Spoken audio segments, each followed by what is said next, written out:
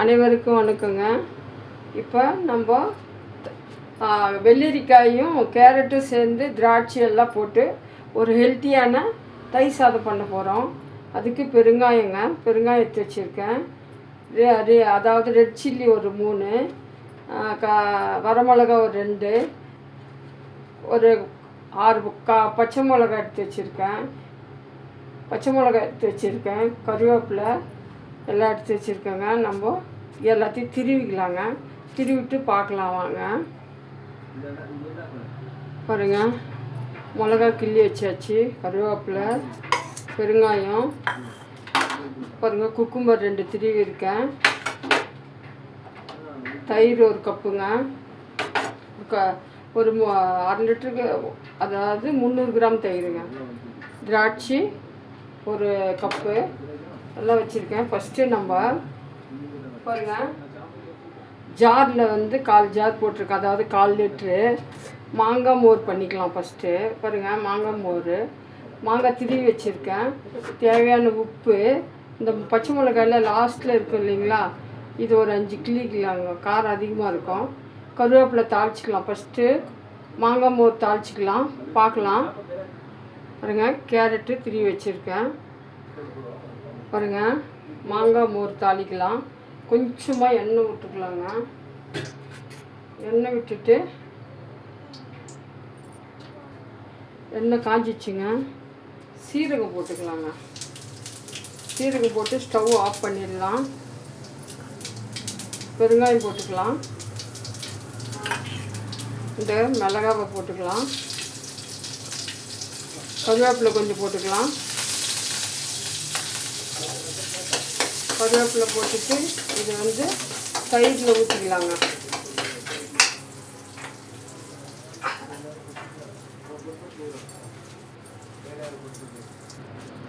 பாருங்கள், இந்த தாளிப்பை தயிரில் ஊற்றிக்கலாங்க.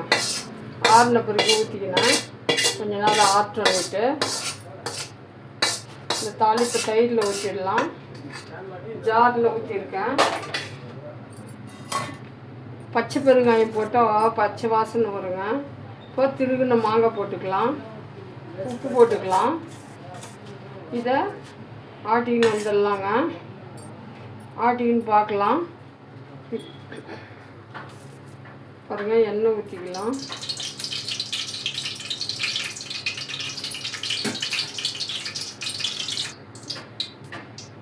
பாருங்கள், எண்ணெய் காஞ்சிடுச்சு.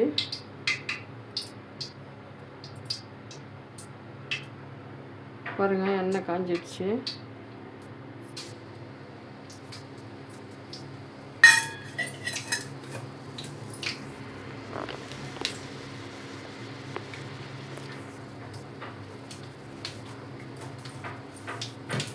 எண்ணெய் காய்ட்டும் நல்லா. பாருங்கள், கடுகு பொடிட்டேன்.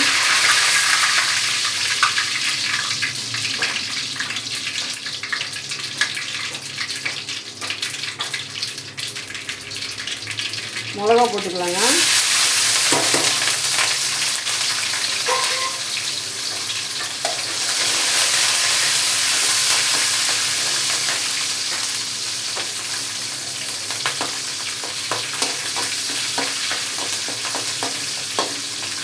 மிளகா அதிகமாக தான் தெரியும். ஆனால் தயிர் போட்டு குக்கும்பரு, கேரட்டு இதெல்லாம் காரம் அடிச்சுடுங்க. காரத்தன்மை கம்மிப்படுத்துங்க.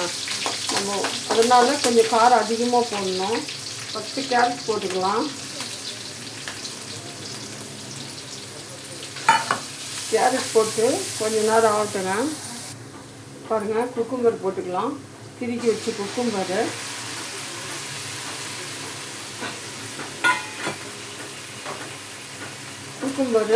கொஞ்சம் நல்லா இதாகட்டுங்க.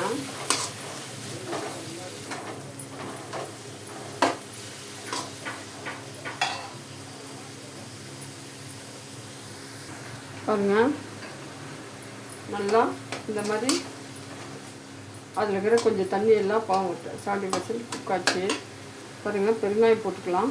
பெருங்காயம் கொஞ்சம் அதிகமாக போட்டுக்கோங்க தயிர் சாதத்துக்கு, அப்போ தான் கொஞ்சம் நல்லாயிருக்கும். கருவேப்பிலை போடுங்க.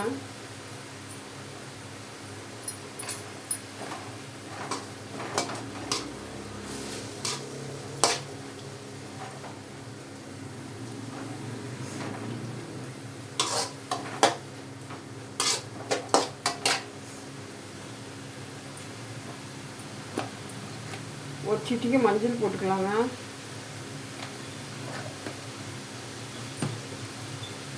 இப்போ சாதம் போட்டுக்கலாம். ஸ்டவ் ஆஃப் பண்ணிக்கலாம். இனிமேல் சூடு ஏறக்கூடாது. இந்த சூட்டில் சாதம் போட்டுக்கலாங்க. ஸ்டவ் ஆஃப் பண்ணிடலாம். பாருங்கள், சாதம் போட்டு வச்சு உப்பு இப்போ ஆட் பண்ணலாங்க. உப்பு இந்து உப்பு போட்டுக்கிறேன் நான்.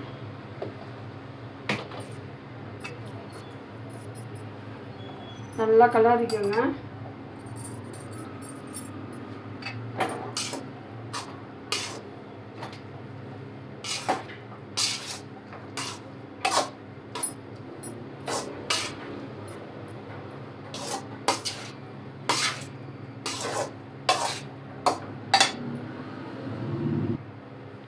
இப்போ தயிர் போட்டுக்கலாங்க.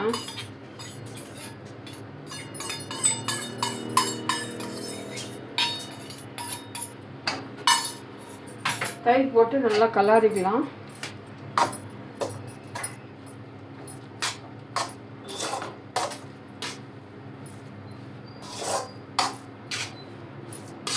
பாருங்க, கலர் எல்லாம் ரொம்ப நல்லா வந்துருக்காரு.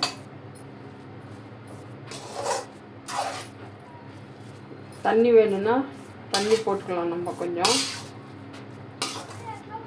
இன்னும் அப்படியே கூட சாப்பிடலாம், நல்லா இருக்குங்க.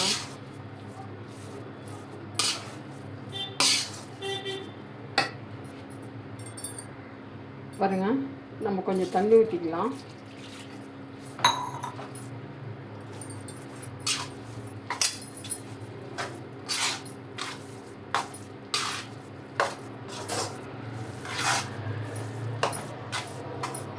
தயிர் சாதம் ரெடிங்க.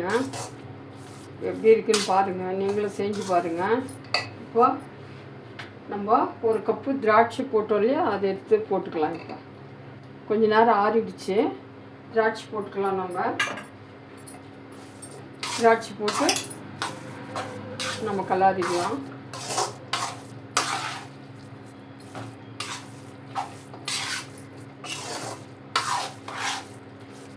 ரொம்ப நல்லா இருக்குங்க.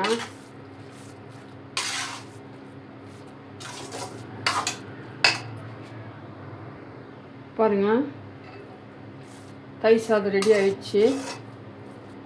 நீங்களும் செஞ்சு பாருங்கள். செஞ்சு பார்த்துட்டு எப்படி இருக்குது பார்த்து சொல்லுங்கள். குறைகள் இருந்தால் கமெண்ட் பண்ணுங்கள். சப்ஸ்கிரைப் பண்ணுங்க. தேங்க்யூ.